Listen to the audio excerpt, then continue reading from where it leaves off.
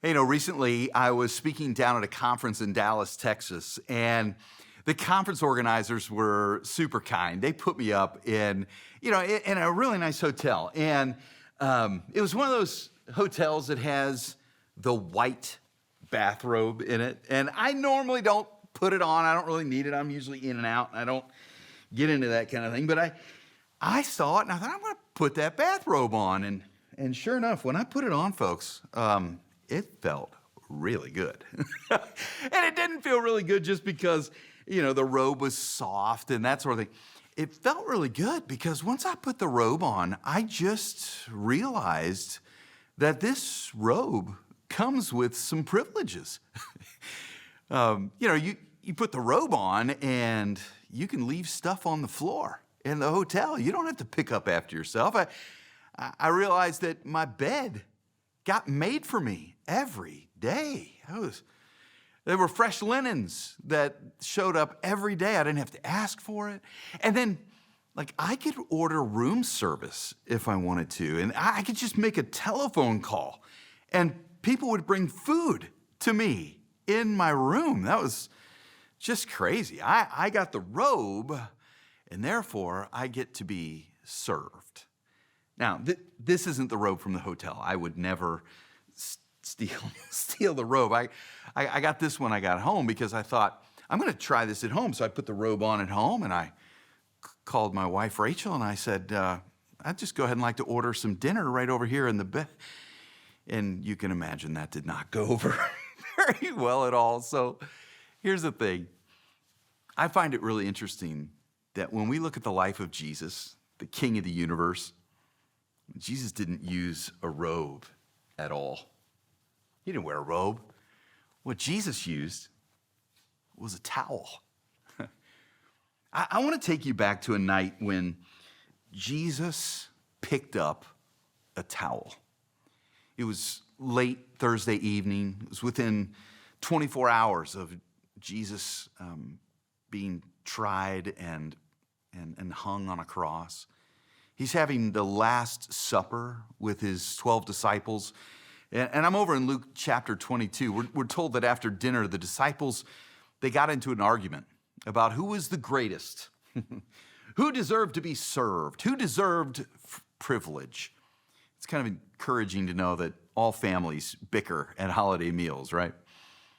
And in the past, Jesus probably would have addressed this problem with a little sermonette, maybe given a parable, but the time was running short. There's really no time left for a sermon. And so instead of a lecture, instead of a sermon, Jesus simply picks up a towel, and he stoops down, and he begins to wash the disciples' feet. And I imagine the room just grows silent as the status-seeking disciples realize that the Son of God is washing their dirty feet. And when it's all over, Jesus said, "Now that I, your Lord and teacher, have washed your feet, you also should wash each other's feet." Hey, Willow, Jesus has not called us to a life of robe wearing. He's called us to a life of towel bearing. As followers of Christ, this is our calling. We're not robe wearers, we're towel bearers. We're servants, we're foot washers. This is just who we are. Now, what does it mean exactly to be a towel bearer in this day and age? Well, in John 13, the first thing we realize about being a towel bearer is that it doesn't matter to a towel bearer whom they're called to serve. Look at verse 2. It says, the evening meal was being served, and the devil had already prompted Judas Iscariot, son of Simon, to betray Jesus.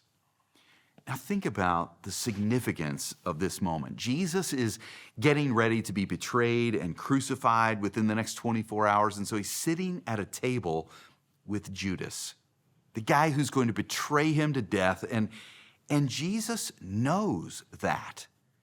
In fact, just go ahead and work your way around the table. If you're Jesus, just Just imagine, I mean, you've seen the famous painting, The Last Supper. Who else is there? You've got Peter, who within the next 24 hours will deny Jesus 3 times.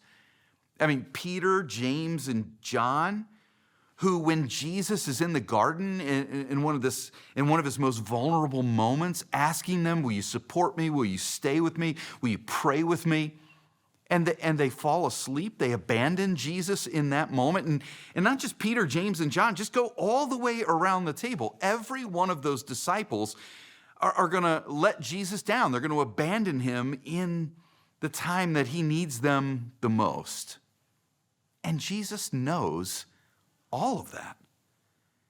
I mean, just imagine you're Jesus. What would you do in that moment? What would you do if you knew you were with a room full of people who you knew were going to hurt you and you had godlike powers? I mean, I'll tell you what I wouldn't do. I don't think I would serve them. I might serve them up.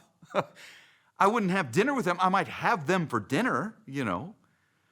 But Jesus didn't do that. Jesus knelt down and began to wash their feet. It's tough. It's tough to be a towel bearer when you feel like you're serving people who will take advantage of you. In fact, I've heard somebody say that you really know if you have the heart of a servant when people treat you like a servant. That's when you find out whether you're a servant or not. Because how do you serve a husband you feel isn't often thoughtful of your needs?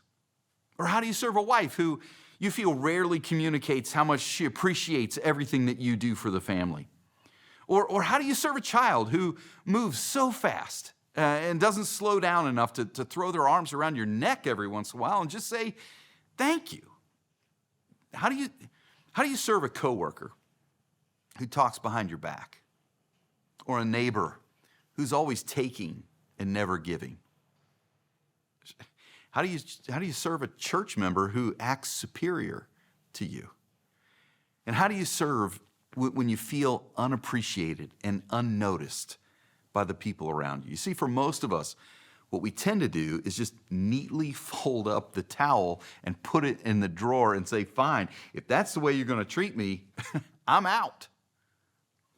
But we get a little clue into how Jesus is able to do this when we read in John 13, 3 and 4. It says that Jesus knew that the Father had put all things under his power and that he had come from God and that he was returning to God. He knew who he was, he knew who had sent him, and he knew that heaven was in his future. He had his future was settled. He didn't have to prove anything to anybody. And so, verse 4, he got up from the meal, and he took off his outer clothing, and he wrapped a towel around his waist. Did you catch that? Jesus knew that God had sent him. Jesus knew he was from heaven. It was all settled for him. And that can be the same with us as well. If we are going to be towel bearers, then the key to that, and we're going to be specifically towel bearers to people who maybe don't show us the kind of appreciation that we think they should. And the key to that is understanding that we are sent from God. We are God's children. That's our identity. That's settled. That heaven is in our future. That's settled. Our purpose, our direction. We don't have to prove anything to anybody. And when we know where we come from and where we're headed, then it frees us up to be able to serve those the way Jesus served others. When we serve with God, on mission with him. Willow, let's not be robe wearers. Let's be towel bearers for him.